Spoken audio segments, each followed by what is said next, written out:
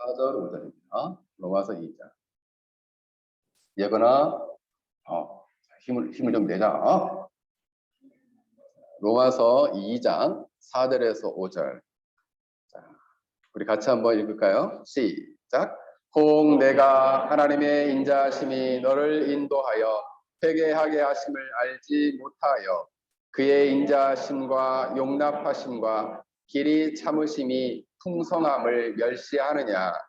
다만 내 고집과 회개하지 아니하는 마음을 따라 진노의 날 곧 하나님의 의로우신 심판이 나타나는 그날에 이 말 진노를 내게 쌓는도다.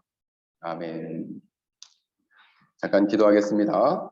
거룩하신 하나님, 이 시간 하나님 앞에 가난한 마음으로 저희가 모였습니다. 저희를 향하신 하나님의 선명한 뜻을 가르쳐 주시고 우리가 착한 마음으로 이 말씀을 받아 우리의 영혼과 전 삶이 변화될 수 있도록 성령 하나님 역사하여 주옵소서. 특별히 말씀을 듣는 우리 사랑하는 하나님의 거룩한 자녀들, 또 우리 어린아이들부터 장년에 이르기까지 이 진리의 말씀을 잘 깨달을 수 있는 총명함을 허락하여 주옵소서. 성령 하나님께서 밝히 조명하여 주시기를 간절히 빌고 나오며 예수님의 이름으로 기도하옵나이다. 아멘. 자, 오늘 말씀의 제목은 지유라 목사님 봐. 자, 말씀의 제목은 미덕과 칭송 시리즈 세 번째, 미덕과 회심이라는 주제로 말씀을 전하고자 합니다. 회심은 같이 읽을까요? 시작. 회심은 죄를 회개하고 예수님을 진실하게 믿는 것입니다. 우리 예건님 한번 읽어볼까? 아니야? 같이 읽었으면 좋겠어. 우리 다 같이 한번 읽어볼게요. 시작. 회심은 죄를 회개하고 예수님을 진실하게 믿는 것입니다. 지난주에 이어서 오늘은 미덕과 회심이라는 주제를 가지고 말씀을 전하고자 합니다. 인생을 살면서 어떤 어떠한 질문이 가장 중요한 질문일까 생각을 해봤어요. 자, 한번 물어보겠습니다. 여러분은 구원을 받았습니까? 네, 소리가 작네요. 여러분은 구원을 받았습니까? 네. 나는 구원을 받았는지 아리까리하다. 난 잘 모르겠다. 하는 우리 친구와 우리 성도들 한번 손을 한번 들어. 우리 예건이 구원 받았어? 구원 받았어. 우리 두 사람은 아직 모르겠어? 손 내리세요. 자, 매주마다 좀 다르네. 그치?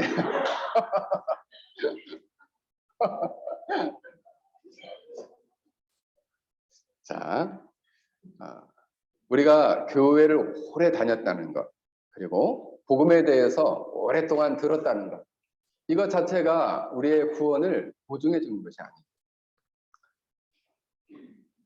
우리가 죄인이며 이 죄인을 위해서 예수님께서 십자가에 죽으시고 모든 죄값을 치르시고 죽으셨다는 사실을 우리가 입술로 진실하게 고백하고 이것을 인정하고 의지적으로 동의하지 않는 한 우리의 구원은 우리의 종교적인 모든 행동이나 모습을 가지고 우리가 구원을 받았다 말할 수 없다는 것입니다. 그런데 생각을 해보십시오. 만약 여러분 중에서 어떤 사람이 구원을 받지 못한 채 하나님의 심판대 앞에 서면 어떨까요? 우리 지율이 한번 얘기해 볼까? 구원을 못 받고 하나님의 심판대 앞에 섰어. 그럼 어떻게 될까? 어떤 마음이 들까? 그렇지. 두려운 마음이 들겠죠. 길게 이야기할 필요는 없는데. 무섭죠? 두렵게 됩니다. 만약 구원을 받지 못했다면, 우리가 구원받지 못한 모습으로 하나님의 심판 앞에 쓴다면 우리 지율이 말대로 두렵고 떨리게 될 거예요. 그러므로 구원을 받느냐 받지 못했느냐는 너무 중요하다라는 사실이에요. 그런데 교회를 출석하지 않은 사람들은 이렇게 얘기를 할 거예요. 하나님, 제가 만약에 살아있을 때 저의 영혼의 운명에 관한 선명한 복음 진리를 들었다면 저는 돌아왔을 것입니다. 이렇게 얘기할 겁니다. 그렇게 핑계를 댈 거예요. 근데 여러분들은 오늘 제가 여러분들에게 다시금 선명한 복음을 여러분들에게 전할 것입니다. 그렇기 때문에 나 그때 잘 못 들어가지고 졸아가지고 나 그때 구원 못 받았어요. 목사님이 저를 졸리게 했기 때문에 저는 사실 책임이 없어요. 그렇게 변명할 수 없다는 거예요. 응? 나 오늘 분명하게 얘기한다. 우리 예건 알았지?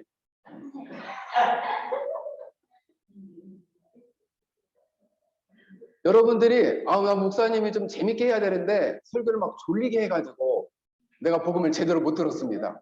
이렇게 핑계하지 못하더라고요. 뭐 졸리면은 저 뒤에 가지고 서가지고 딱 집중을 해. 그래서 딱 들어야 돼. 뭐 뒤리도 옆에 보지 말고 목사님 봐.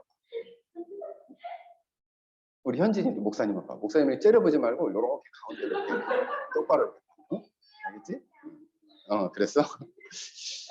그래서 여러분들이 특별히 오늘 설교와 복음에 대한 내용을 듣고도 여러분들이 회개치 않는다면 여러분들은 하나님 앞에 가서 그 심판대 앞에서 변명할 수 없을 거예요.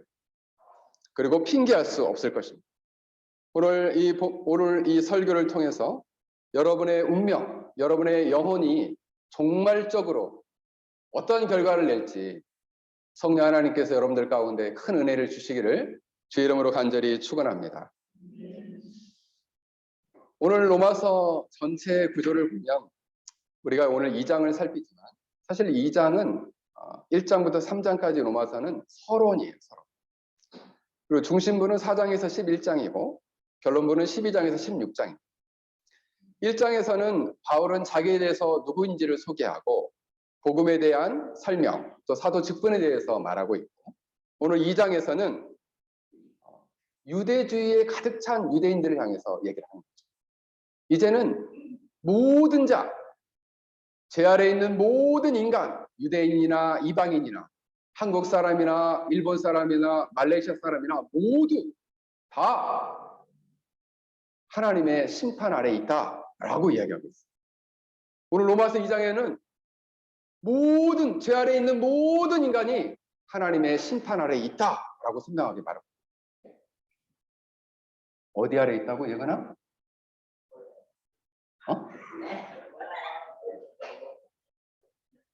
어디 아래에 있냐면 다시 잘 들어. 하나님의 심판 아래에 있다. 심판. 구원을 받았는지 안 받았는지를 명확하게 판단하는 아래에 있다는 거예요.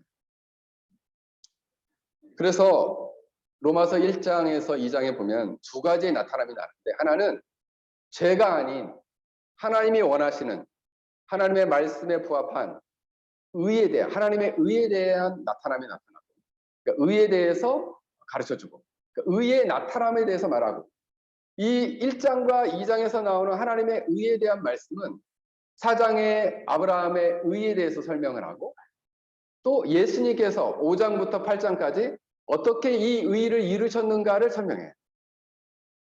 또 반면에 이런 예수님의 의를 통해 나타난 뿐만 아니라 하나님께서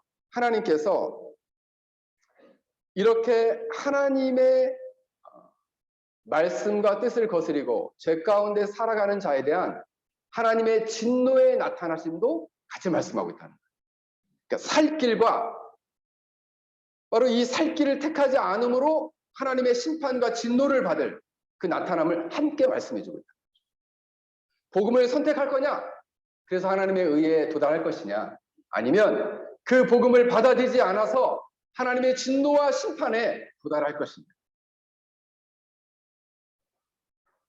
우리 학생들은 어디에 도달하고 싶어요? 한번 우리 12명 한번 손들어 볼까? 나는 하나님의 진노에 도달하고 싶다 하는 손 들어. 없어? 나는 하나님의 의에 도달하고 싶다 하는 친구. 오, 우리 예건이 손 들었네. 좋았어. 우리 제이슨 손 든 거야? 제대로 딱 해. 우리 도현이는 손 내리세요. 우리 학생 12명 이렇게 앉으니까 아주 좋아요. 파악이 딱 돼. 여러분이 그러면 이 하나님의 진노를 피하려면 정말 어떻게 해야 될까요? 지난주에는 제가 말씀을 드렸죠. 우리가 참된 미덕을 갖기 위해서는 하나님을 뜨겁게 사랑해야 하고 지속적으로 사랑해야 되고, 그러기 위해서는 중생이 필요하다. 생명과 성령의 법이 우리 영혼 가운데 심겨지고 우리의 영혼의 주도적인 성향이 변화돼야 된다라고 말씀을 드렸어요. 그런데 안타깝게도 이 중생은 특별한 이 세 가지의 특징이 있어요. 뭐냐면 이 중생은 근본적인 영혼의 변화이기도 하지만 또 즉각적인 변화를 일으키기도 하지만, 문제는 뭐냐면 이 중생은 우리의 잠재 의식 세계에서 일어난다는 거예요. 그러니까 우리가 알아채지 못할 수 있다. 물론 내가 회심과 함께 이 회심과 함께 중생이 함께 일어나게 된다면 나는 회심했고 나는 생명을 가졌어라는 것을 함께 의식할 수 있지만, 중생이 먼저 일어났는데 만약 내가 이것을 의식하고 깨닫지 못한다면 내가 진정으로 거듭났는지를 알 수가 없다는 거예요. 그래서 우리가 영혼이 변화되고 이 영혼 안에 예수님의 생명이 심기면 반드시 우리가 깨달을 수 있고 의식할 수 있도록 나타난다는 거예요. 그게 바로 뭐냐면 회심이에요. 회심. 그러면 목사님, 구원에 이르는 회심이라는 것은 과연 뭡니까? 영혼이 이렇게 생명이 생겨지면 우리의 생각과 의식 속에서 두 가지를 의식한다는 거예요. 첫 번째 뭐냐면, 따라서 합니다. 첫 번째, 따라서 하세요. 첫 번째, 죄에 대해서 회개하는, 이것이 있다는 거죠. 또 하나는 예수님에 대한 믿음에 대해서 생각나게 됩니다. 따라하겠습니다. 예수님에 대한 믿음. 두 가지죠. 죄에 대한 회개. 자, 예거나 따라서 해봐. 죄에 대한 회개. 예수님에 대한 믿음. 자, 목사님 분명히 얘기해 줬어요. 우리 학생들. 이제 하나님의 심판대 앞에 가가지고, 그때 목사님이 졸리게 해가지고 나 제대로 못 들었어요. 이렇게 말 못합니다. 너 얘기 들었지? 이게 또 얘기했잖아. 죄에 대한 철저한 회개, 예수님에 대한 진실한 믿음, 이 두 가지가 반드시 나타나야 된다는 거예요. 어떻게 됐으면? 영혼이 변화됐으면, 영혼이 거듭났으면, 영혼이 생명이 있으면 이 두 가지가 나타나야 된다. 뭐가 나타나야 된다고요? 자, 우리 학생 중에 누가 한번 얘기해 보세요.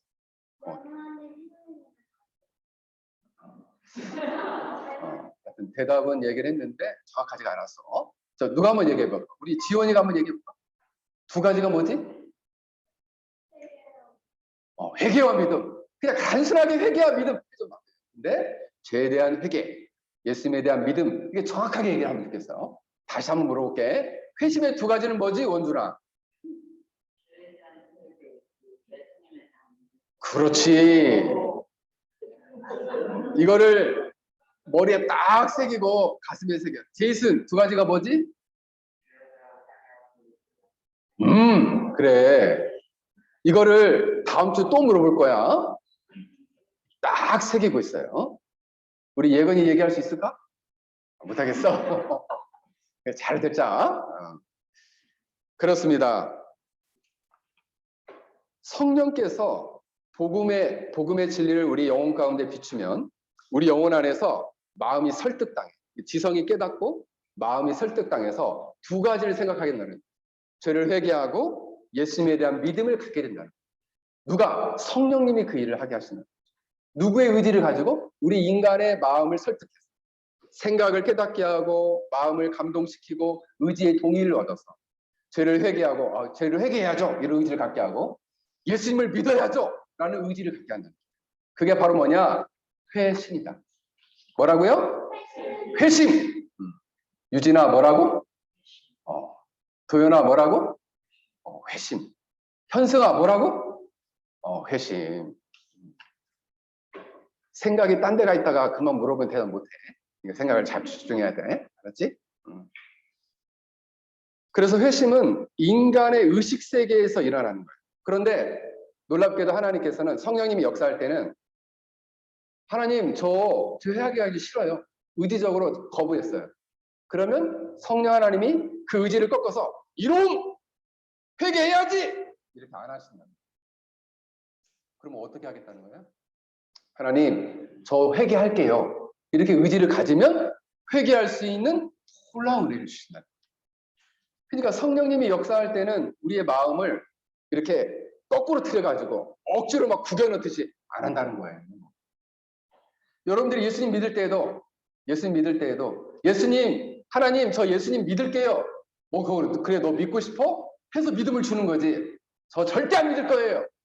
믿어 이놈! 이렇게 안 한다. 무슨 말인지 알겠죠? 그럼 여러분들이 어떤 마음을 의지를 가져야 돼요? 죄를 회개하고자 하는 의지. 믿고자 하는 의지를 가져야 한다. 그때 성령님이 역사해서 여러분의 마음 안에 놀라운 변화를 일으켜 주십니다. 그래서 성경에 보면 성경에서 마태복음, 마가복음을 보면은 거듭나라, 중생해라 이렇게 말씀하지 않아요. 마가복음 1장 15절을 보면 때가 찼고 하나님 나라가 가까워 왔으니 회개하고 복음을 믿으라 이렇게 말해요. 두 가지를 말하죠. 회개하고 복음을 믿어라. 우리가 회심을 한 사람만이 비로소 하나님을 사랑하게 돼요. 하나님을 사랑하는 것이 미덕이라고 했죠. 지유라. 하나님을 사랑하는 것이 뭐라고 했어요? 미덕이다. 그 하나님을 사랑하게 되면 하나님의 아름다움을 보게 돼요. 하나님의 아름다움을 알게 되는 영적인 감각이 생겨요. 하나님이 참 좋으신 분이구나. 좋으신 하나님. 이 찬양 여러분 불러본 적 있어요? 하나님이 왜 좋으실까? 하나님 안에 좋은 것을 막 발견했어요. 그래서 하나님이 좋고 아름답다고 얘기합니다. 회심한 사람 안에는 이게 있다는 거예요. 근데 회심을 안 한 사람은 하나님 나빠요. 하나님 싫어요. 이럴 수 있다는 거예요. 왜요? 하나님 안에서 아름다움을 발견합니다. 하나님이 진짜로 나를 사랑하시는지도 잘 알 수 없다는 거예요. 그러므로 회심이라는 것은 하나님의 아름다움을 자연과 또 인간 세계 안에 있는 도덕적인 질서와 뿐만 아니라 이 성경 안에서 하나님의 아름다움을 찾는데 하나님의 아름다움을 가장 많이 발견할 수 있는 곳은 바로 이 성경이라는 것입니다. 그래서 우리가 회심한 사람의 특징이 하나님 말씀을 공부하고 배워가는 것을 힘쓰고 즐거워해요. 그게 회심한 사람의 특징이에요. 왜? 하나님의 아름다움을 자꾸 발견해야 되니까. 그리고 높은 산에 올라가면은 아유 여기서 삼겹살 구워 먹으면 참 좋겠다 이렇게 생각하지 않고 그 높은 산에 올라가면 꽃들을 보고 나무를 보면서 참 하나님은 아름다우시구나 라는 것을 발견한다는 거예요. 누가? 회심한 사람. 회심한 사람. 그래서 저는 여러분들이 그러면 사람들 세계 안에서는 여러분들이 그리스도인들이 사람들과의 만남을 통해서 그들의 삶 속에서 도덕적인 삶, 하나님 말씀을 따라서 사람들을 사랑하고 질서를 지키고 또 그들을 배려하고 그들을 친절히 대하고 이런 질서 안에서 야 우리 페랑 열린교회 성도들은 어쩜 저렇게 참 예쁘다. 어쩜 저렇게 아름다운 삶을 살까라는 칭송을 받게 되면 그 모습을 통해서 많은 사람들이 우리의 모습을 통해서 하나님의 아름다움을 보게 됩니다. 그게 바로 뭐냐? 미덕이에요. 미덕한 삶. 그러므로 회심하지 않은 사람은 미덕한 삶을 살 수가 없어요. 회심하지 않은 사람은 많은 사람들에게 하나님의 아름다움을 보여줄 수가 없어요. 그러면 나는 회심하지 않은 채 그럼 살아가야지? 그럼 어떤 소문이 들릴까요? 페랑 열린교회 교인들은 그렇지 우리 현진이 말처럼 다 이렇더라 이런 얘기를 듣겠죠. 왜요? 회심하지 않으면 미덕한 삶이 아니라 악덕스러운 삶을 살게 되고 많은 사람들에게 지탄을 받는 삶을 살게 된다는 거예요. 그러므로 우리는 생각해 봅니다. 그러므로 교회 안에 그러면 이렇게 회심하지 못한 사람이 있나요? 예, 있습니다. 교회 안에서는 교회를 항상 출석하긴 하지만 회심하지 못한 사람들이 있다. 첫 번째는 두 가지 부류가 있어요. 첫 번째, 자신이 회심을 하지 못했음에도 불구하고 회심했다고 착각하고 다니는 교인들이 있을 수 있다는 거죠. 회심 못했는데 죄에 대한 철저한 회개와 예수님에 대한 진실한 믿음을 통해서 하나님을 사랑하고 하나님 안에서 아름다움을 발견하는 영적인 본성이 없음에도 불구하고 자신은 회심을 했다고 착각하며 살아가는 사람들이 있더라는 거예요. 이런 사람들은 교회 생활에 익숙해요. 왜? 엄마 손잡고 교회를 안 나가면 엄마가 밥을 안 주니까 내가 이 밥을 먹어야 되니까 교회를 가야지. 이렇게 교회로 온 사람들이 있다는 거죠. 그리고 교회를 안 가면은 엄마가 막 너무 싫은 소리를 하니까 어쩔 수 없이 내가 그냥 푸주간에 끌려가면 소처럼 억지로 이렇게 온 거예요. 나 오늘 엄마가 오자고 그래서 나 억지로 왔다 하는 친구 힘들어. 억지로 왔어? 없네. 우리 폐락 열린교회 우리 자녀들은 참 복 받았어요. 자원하는 마음으로 와서. 근데 교회에 오랫동안 다녀서 교회에 찬양하는 것, 예배 드리는 것 너무 익숙해요. 그러나 그 영혼 안에 그 알맹이는 예수님의 생명이 없다는 거예요. 그 알맹이는 죄를 철저히 회개하고 예수님에 대한 진실한 믿음이 없다는 거예요. 이런 사람이 있을 수 있다는 것이죠. 그래서 이런 사람을 뭐라고 말하냐면 교회 안에 비회심자라고 해요. 교회 안에 회심하지 못한 사람, 불행한 사람이죠. 이 사람은 나중에 예수님 앞에 섰어요. 그래, 너 회심했니? 너 진짜 예수님이 생명이 있어? 저 있는 줄 알았는데요? 근데 이 껍질을 딱 까보니까 없어. 영혼의 뚜껑을 딱 열어보니까 없어. 그럼 어떻게 될까요? 엄청 당황스럽겠죠. 그때는 정말 너무너무 두려워 떨게 될 것입니다. 두 번째로는 스스로 회심하지 않았다고 생각하는 사람. 회심을 했음에도 불구하고 회심을 현재적으로 안 했다라고 생각할 수 있다는 거죠. 물론 실제로 어떤 사람은 회심을 했는데 그렇게 얘기할 수 있는 사람도 있고 회심을 그러니까 여기에는 몇 가지가 있어요. 어떤 종류가 있냐면 구원의 확신에 대한 확신이 부족한 경우. 그래서 나는 교회는 오래 다녔는데 구원을 얻었는지는 모르겠어. 예거나 너는 구원을 받았니? 구원을 받았어? 확신이 있어? 확신은 없어. 이렇게 교회 안에서 확신이 없을 수가 있어요. 또 어떤 사람은 회심을 갈망하는 사람도 있지만은 무관심해요. 영적인 변화 이런 거 무관심하고 그냥 종교 생활을 하는 거예요. 교회에 나오는 거예요. 그리고 어떤 사람은 의지적으로 원주나 목사님 봐 고개 들고 의지적으로 회심하지 않으려는 사람도 있어요. 그러므로 사랑하는 성도 여러분, 그럼 교회는 이런 사람들은 어떻게 됩니까? 확신이 없는 사람, 그죠? 그리고 확신이 없는 사람, 회심하지 않으려는 사람, 그리고 회심을 거부하는 사람, 이런 사람들조차도 교회는 그들을 품고 그들의 회심을 위해서 기도해야 한다는 사실입니다. 특별히 우리 사랑하는 성도들 가정의 자녀들이 어떤 영혼의 상태에 있는가를 여러분들이 잘 지켜보십시오. 그리고 그 영혼들이 정말 회심할 수 있도록, 왜? 이것은 해도 되고 또 안 하면 할 수 없고가 아니라 반드시 해야 되는 일이에요. 왜? 그렇지 않으면 결코 그들이 하나님 보시기에 아름다운 삶을, 미덕한 삶을 살 수 없기 때문에 그렇습니다. 그리고 하나님의 심판대 앞에 섰을 때 그들은 하나님의 진노하시는 심판을 당할 수밖에 없다는 거예요. 오늘 본문을 보세요. 뭐라고 말씀하고 있습니까? 회개하지 않는 자에게는 하나님의 진노가 쌓이고 있다라고 말씀하고 있잖아요.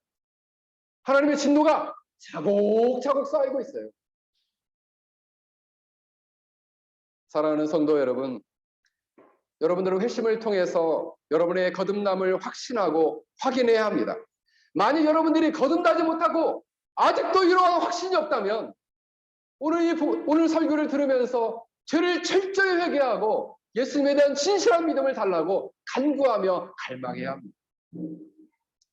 그리고 여러분 마음 안에 하나님을 다시금 뜨겁고 지속적으로 열렬히 사랑할 수 있는 마음을 달라고 기도해야 합니다.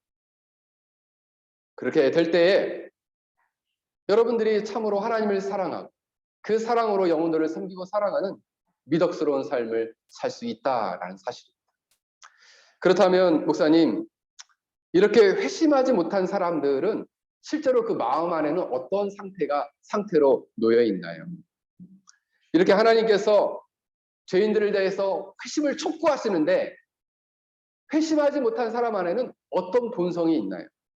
여러분, 하나님께서 이 죄인들에게 회심을 촉구하는 이유는 그 마음 안에 악한 본성이 그대로 남아있기 때문이에요.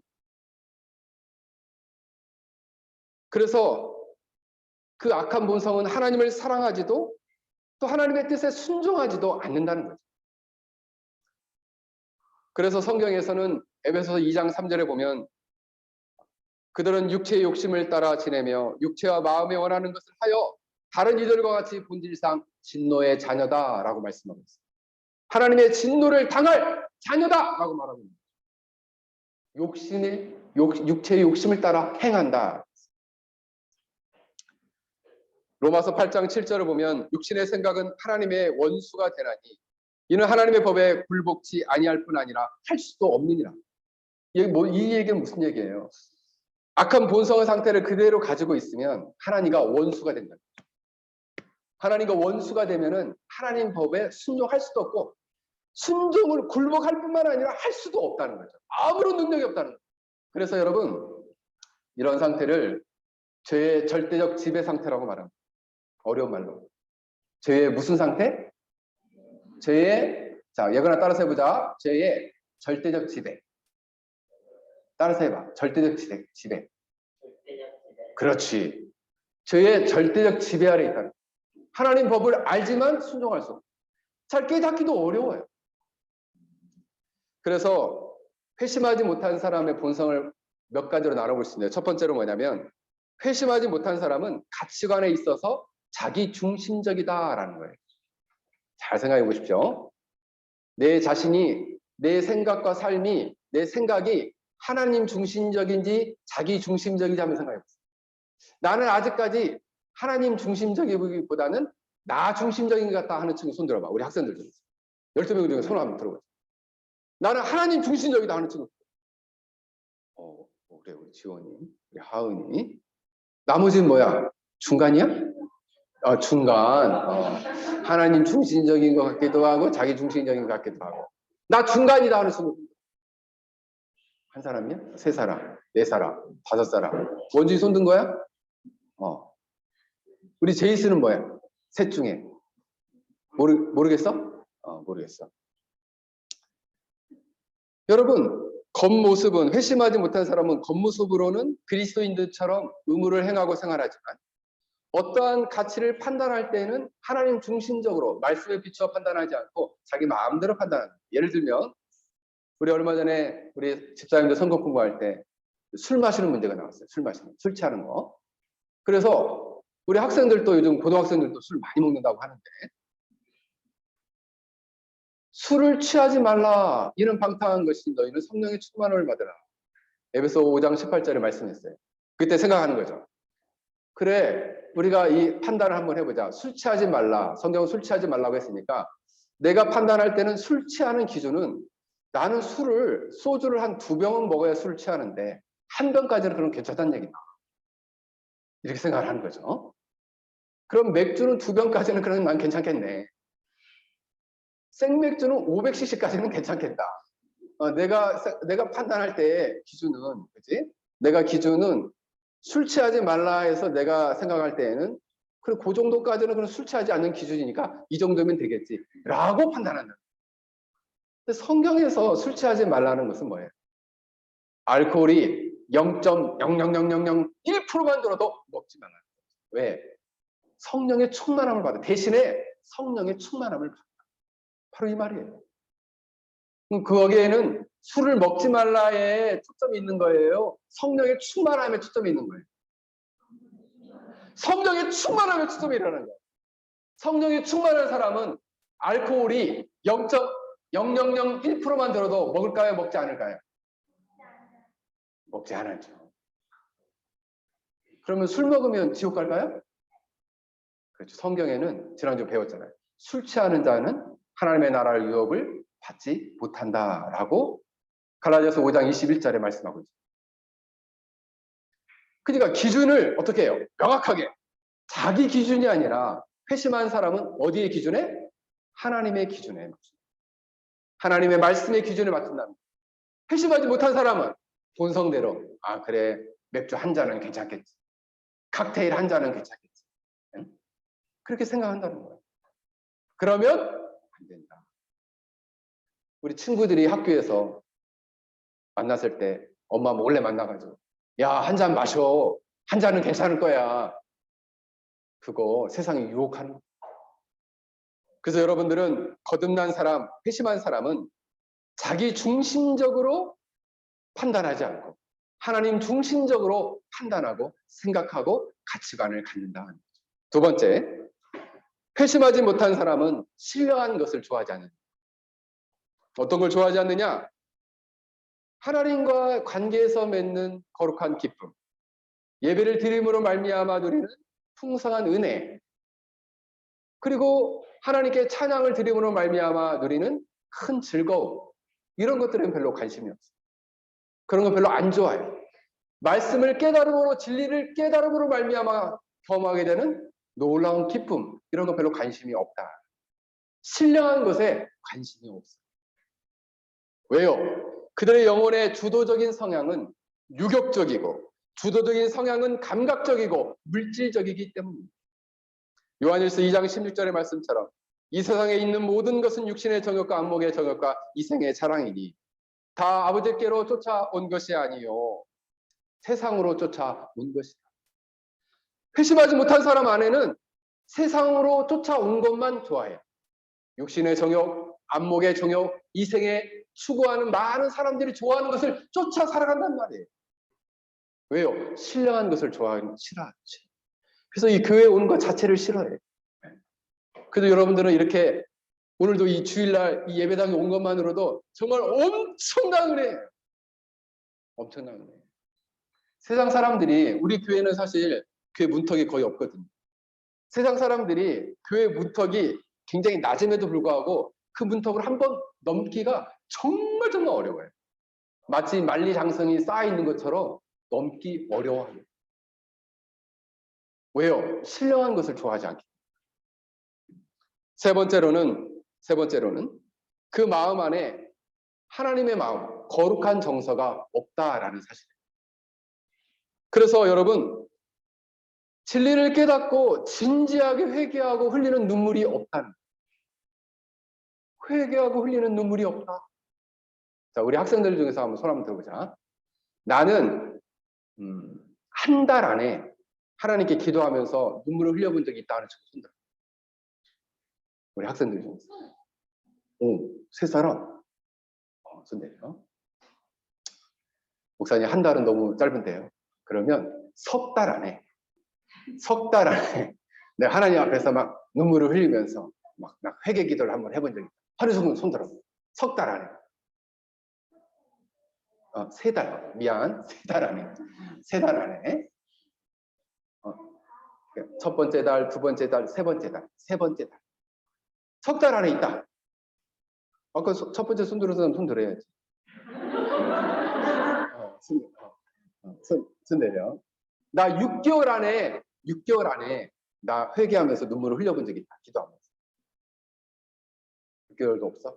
그럼 손 내려. 자, 넓게 해서 1년 안에 회개하면서 눈물을 흘려본 적이 있다.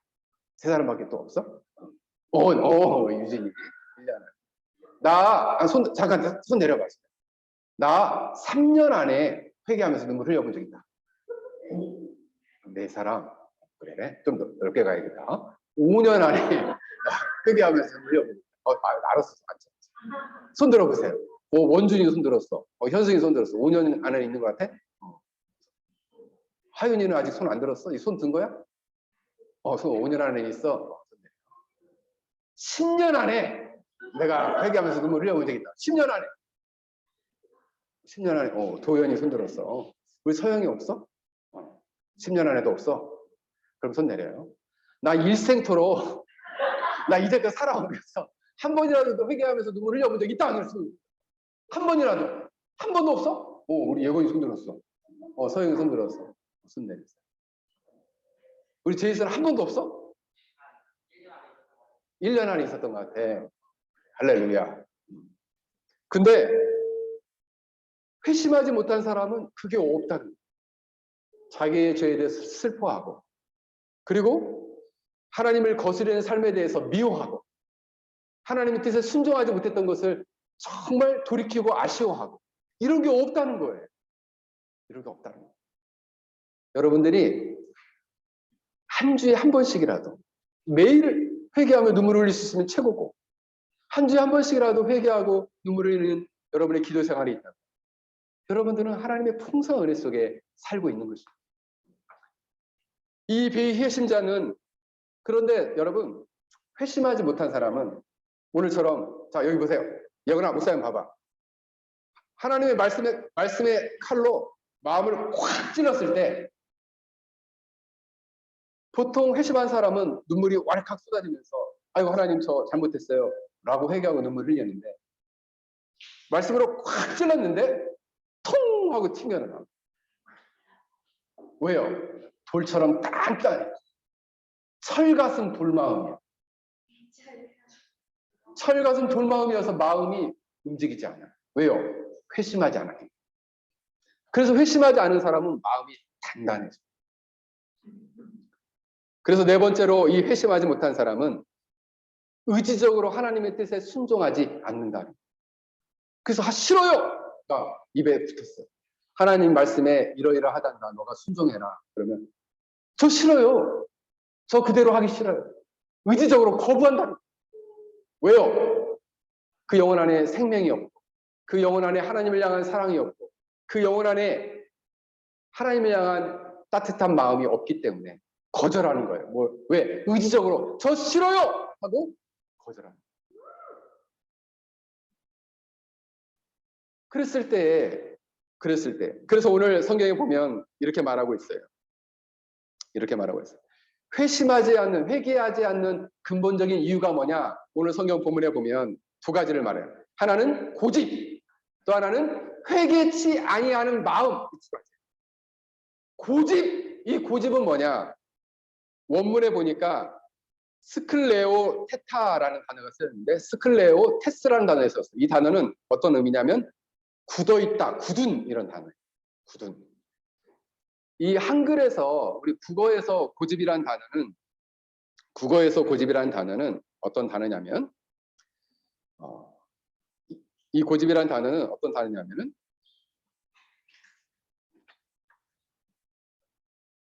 자기의 의견을 바꾸거나 고치지 않고 굳게 버티는 거, 이걸 고집이라고 그래요. 그러니까 자기의 의견, 자기의 생각을 바꾸지 않고 고치지 않고 굳게 버티는 거, 그게 고집이에요. 자, 손 들어보자. 나 고집이 있다 하는 친구 손 들어. 고집 많아. 손 내리세요. 머리카락에도 고집이 있어? 알았어. 오늘 성경에 보면은 고집이 있다. 그것은 뭐냐면 하나님의 말씀과 뜻에 대해서 거절하고 굳게 버티는 굳은 마음을 말합니다. 그래서 이것을 다른 말로는 완고함이라고 그래요. 완고하다라는 것은 다른 말로는 영적으로 단단하다, 영적으로 굳어있다, 영적으로 완고하여 어두운 마음 상태에 있다. 이런.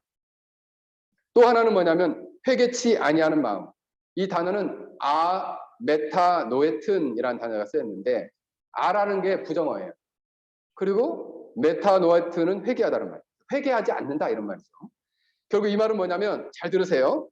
잘못된 죄된 자리에 머물러 있으면서도 깨닫지 못하고 돌이키지 않고 뉘우치지 않는 상태.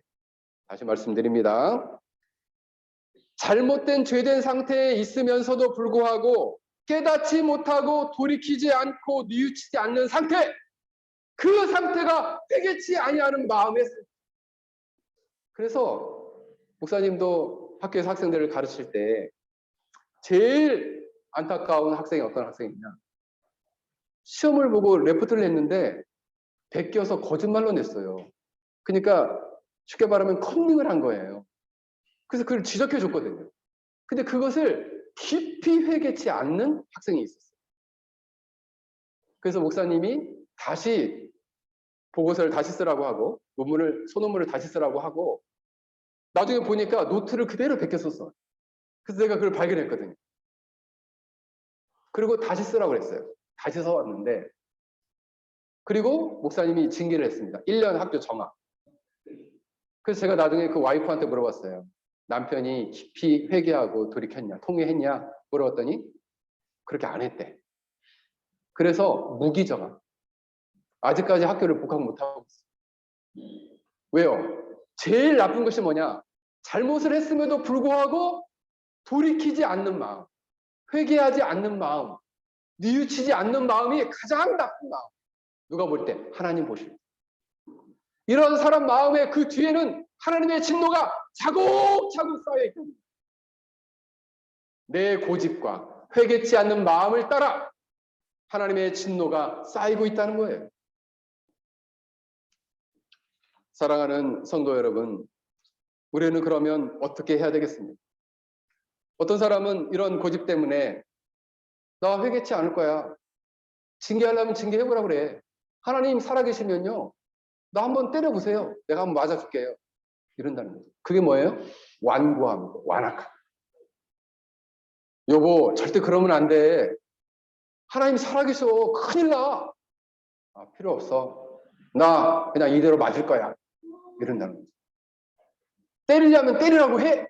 이런다는 거죠. 여러분 그게 바로 완악함이에요. 마음이 완악하여 회개치 않는 고집을 가리킵니다. 그러면 회개하지 않는 건 진짜 다 고집이고 완악함인가요? 오늘 성경이 그렇게 말하고 있잖아요. 그러면 회개하려면 어떻게 되나요? 이 회개치 않는 마음을 깨트리고 완악한 마음을 깨트려 달라고 기도해요. 그래서 하나님 만난 사람, 회심한 사람의 특징이 뭐냐면 자기를 잘 어떻게 뿌개트려라는 말은 없는데 어떻게 자기를 잘 어떻게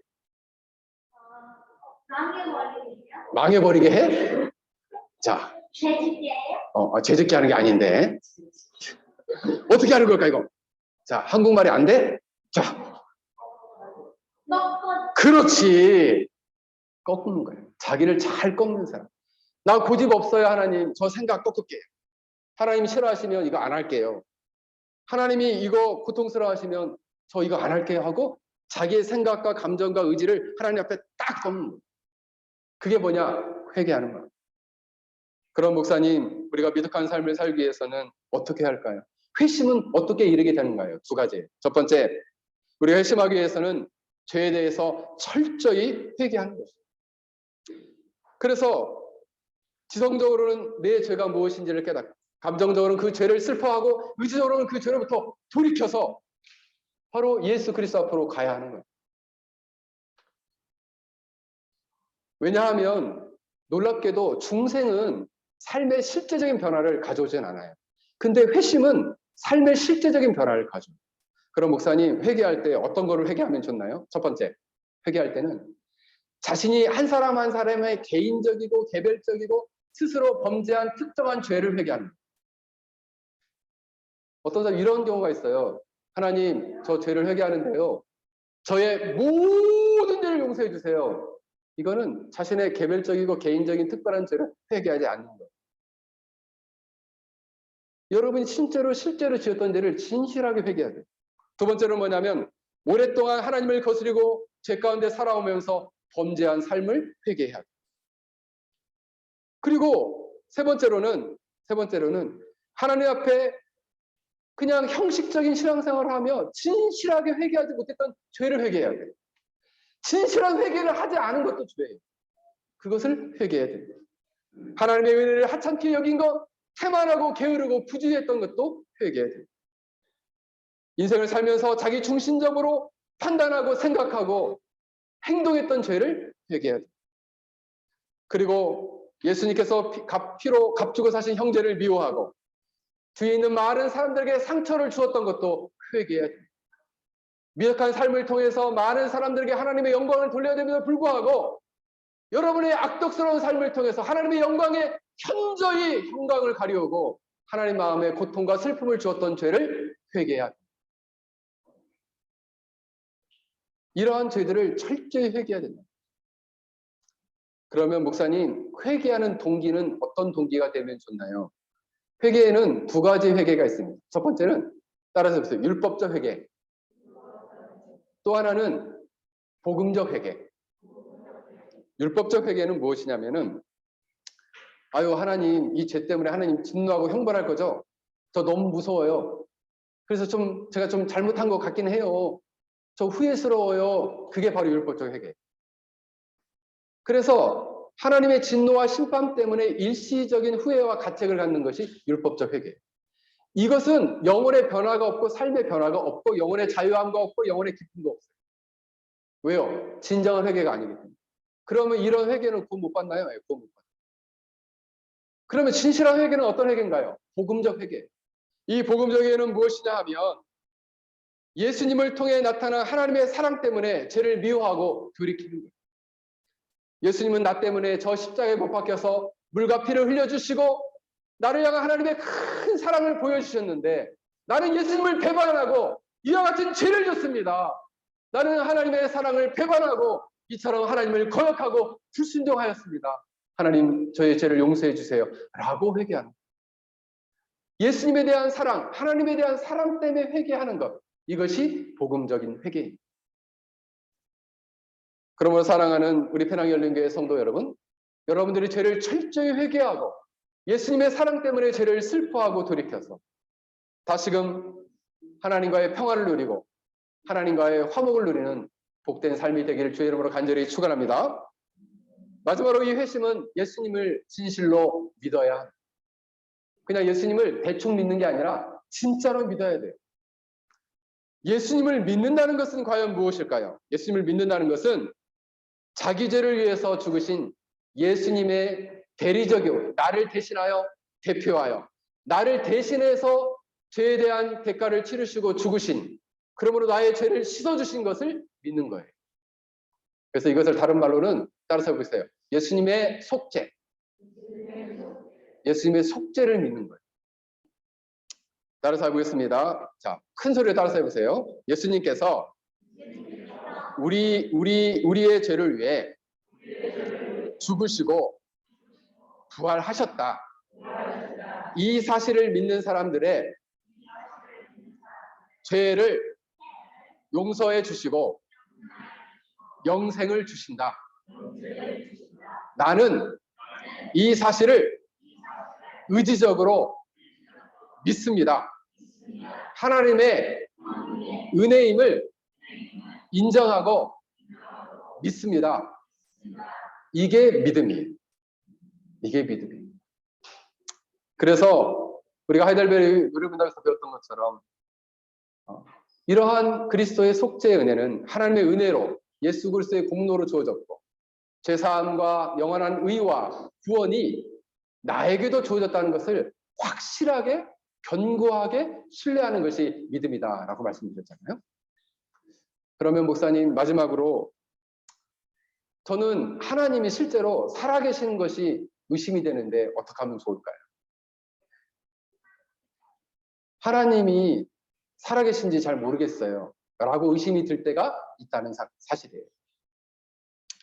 그래서 제가 최근에 어떤 한 교수님의 강의를 들었습니다. 강의를 듣던 이 교수님이 이렇게 얘기를 하시는 거예요. 인간은 왜 하나님은 그러니까 우리가 성경에 나타나는 여러 가지 진리가 있죠. 왜 하나님의 아들이신 예수님이 인간이 되셨나요? 왜 하나님은 정말 선하신가요? 왜 하나님은 정말 전능하신가요? 성경은 정말 하나님의 말씀인가요? 이렇게 예배를 드리고 신앙생활하는 것이 진정 가치가 있나요? 라는 게 다 의심이 된답니다. 그러면 왜 이런 것이 의심이 되느냐? 그 교수님의 의견은 뭐냐면 그것은 필연적으로 의심이 된다는 거죠. 왜? 인간은 죄 가운데 있기 때문에 영적으로 어두워져 있기 때문에 이 모든 것이 의심이 된다는 거예요. 왜냐하면 하나님이라는 존재, 하나님이 인간이 되신 것, 그리고 하나님이 선하신 것, 전능하신 것은 일반적인 인간의 이해, 이해나 인간이 생각해서 받아들이는 인식이나 인간의 경험의 한계를 넘어서는 분이기 때문에 다시 말씀을 드려요. 인간의 생각하고 인간이 받아들이는 것을 다른 말로 조금 어려운 말로는 인식이라고 하는데 생각하고 이것을 받아들인 인식하고 그리고 이것을 경험하는 한계를 뛰어넘는 분이기 때문에 하나님이 살아계신 것 그것을 의심하게 된다는 거죠.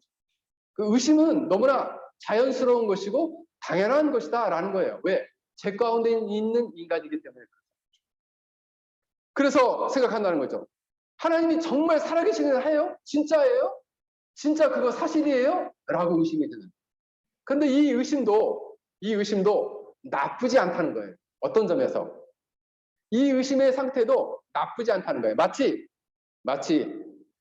참된 믿음을 찾아가기 위해서 어떠한 맹인이 눈이 보이지 않는 사람이 지팡이를 가지고 여기 돌이 있나? 이 돌 진짜예요? 두들겨 보듯이 의심할 수 있다는 거죠. 이거 지금 이렇게 부들부들하게 만져지는데 이 지팡이로 건드려지는데 이렇게 나풀나풀거리는데 이거 풀 맞나요? 이렇게 두들겨 볼 수 있다는 거죠. 근데 문제는 뭐냐면 이 의심이 두 가지로 갈라지는 거예요. 불신으로 가느냐, 참된 믿음으로 가느냐. 이 갈림길에 있다는 거예요. 그럼 여러분은 뭐 어떻게 기도해야겠어요? 참된 이 의심의 지팡이를 두들기면서 참된 믿음으로 갈 수 있게 여러분은 기도해야 한다. 그래서 사실 우리 성경에 보면 의심이라는 단어는 디스타조라는 단어가 쓰였는데 이게 야고보서에 보면은 이 의심이라는 단어는 두 마음, 두 가지 생각을 갖다라는 거예요. 그러니까 마음이 두 가지예요. 믿든지 믿지 않든지 중간이에요. 그래서 머뭇거리며 행동하지 않는 것을 의심이라고 합니다. 그런데 우리가 회심에 이르기 위해서는 예수님에 대한 완전한 믿음으로 가야 돼요. 의심의 단계에 있으면 안 돼. 여기에서 이 의심의 단계도 참된 믿음으로 걸어가는 길목 안에 있는 거예요. 그런데 이 길목에서 이탈해가지고 불신으로 가면 안 돼요. 그 마음을 돌이켜서 저 진짜 믿고 싶어요. 좀 믿게 해주세요. 라고 여러분이 기도하십니다. 그런 기도는 또 하나님께서 잘 들어주세요. 잘 들어주세요. 그래서 에베소 2장 8절에 보면 여러분에게 믿음을 주신 것은 하나님의 은혜이고 선물이다. 은혜의 선물이다. 라고 말씀하고 있어요. 그럼 여러분들이 믿음을 달라고 기도하면 어떻게 해요? 주신다는 거예요. 히브리서 11장 6절에 보면 믿음이 없이는 하나님을 기쁘시게 하지 못하나니 하나님께 나아가는 자는 잘 들으세요. 두 가지를 하나님께 나아가는 자는 반드시 그 하나님이 계신 것과 또한 그가 자기를 찾는 자에게 상 주시는 자심을 믿어야 할지니라. 아멘. 좋네요. 다시 믿음이 없이는 하나님을 기쁘시게 하지 못하나니 하나님께 나아가는 자는 반드시 그가 계신 것과 첫 번째 뭐예요? 그가 계신 것과 하나님이 계신 것과 그가 자기를 찾는 자에게 상 주시는 자이심을 믿어야 할지니라. 자, 이 두 가지 한번 이야기해 보겠다. 뭘 믿으라고요? 우리 학생 중에 한번 누가 얘기해 봐. 이 두 가지. 누가 한번 얘기해 보세요. 뭘 믿어야 된다고 그래요? 우리 서영이 한번 얘기해 볼까?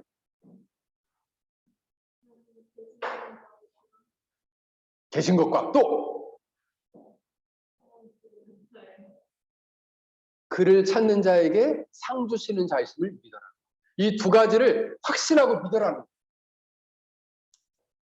그러면 목사님 우리가 이렇게 믿게 되면 어떤 일이 일어나게 되나요? 예수님의 희생과 구원의 은혜가 하나님의 진노를 누그러뜨리고 하나님과 우리와 죄를 범죄해서 불화했던 그래서 하나님이 너무 멀게만 느껴지고 너무 무섭게만 느껴졌던 관계가 다시금 불화했던 관계가 화목하게 되고 우리가 진정으로 죄와 사망에서 생명과 의로 구원을 누리게 된다라는 사실입니다. 사랑하는 성도 여러분, 우리 penang열린교회 모든 성도들이 죄를 철저히 회개하고 예수님에 대한 진실한 믿음을 가져서 참으로 하나님을 사랑하는 미덕스러운 마음을 가지고 또 그 사랑을 가지고 그 사랑을 실천하는 미덕스러운 삶으로 나아갈 수 있기를 주의 이름으로 간절히 축원합니다. 우리 함께 같이 기도하겠습니다. 오늘 말씀을 생각하면서 함께 기도하겠습니다.